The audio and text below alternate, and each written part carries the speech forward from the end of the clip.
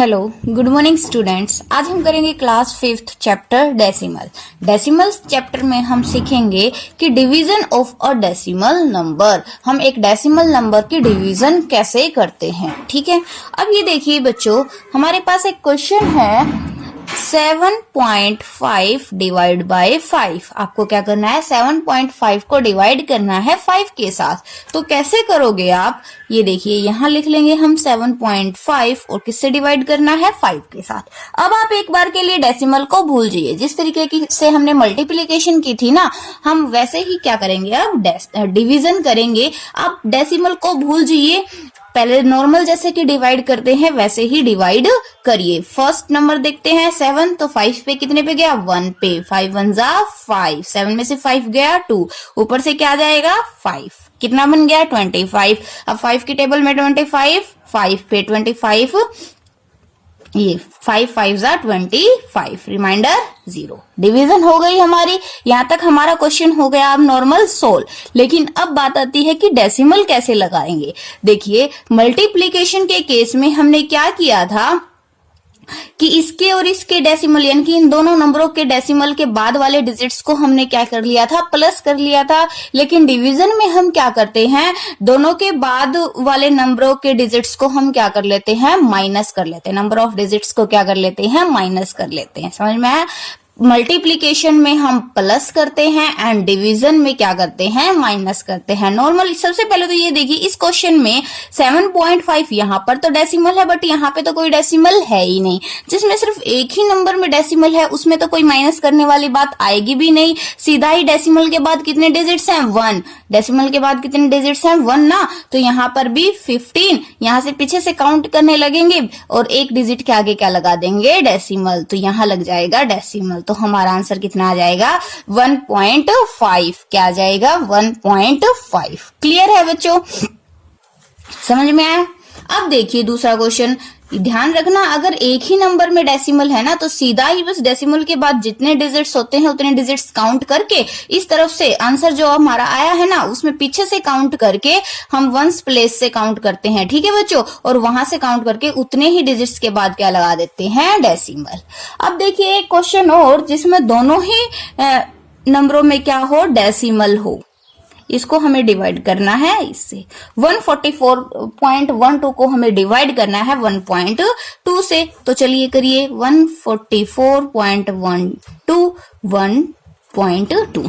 देखिए अब ये वैसे है तो 1.2, बट आप इसके भी डेसिमल को एक बार के लिए भूल जाइए और इसके भी डेसिमल को एक बार के लिए भूल जाइए। और ये क्या बन गया हमारा 12। अगर हम इस डेसिमल को भूल जाएंगे, डेसिमल लगाए तो लगे तो रहना है बच्चों, ठीक है, इसको हटाना मत। लेकिन बस आप अपने माइंड से इसको एक बार के लिए निकाल देना। तो 1.2 नहीं काउंट करके हम इसको क्या काउंट करेंगे, 12।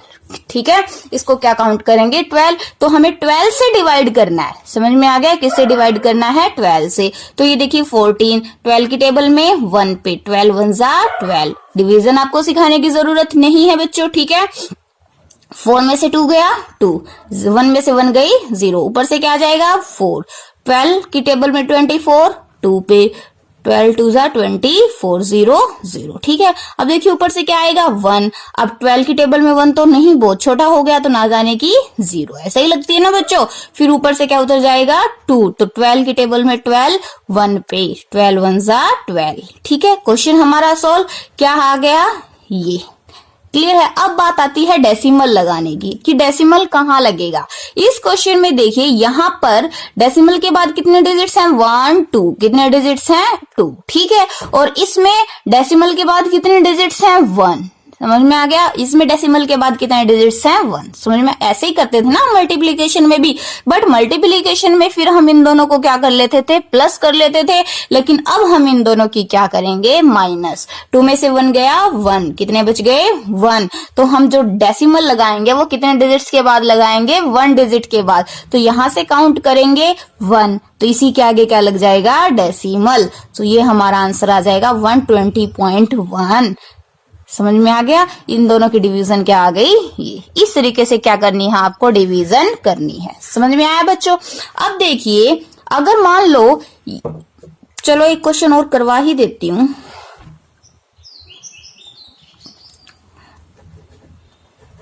28.9 को हमें डिवाइड करना है, सॉरी हाँ 1.7 से, किसके साथ 1.7 के साथ।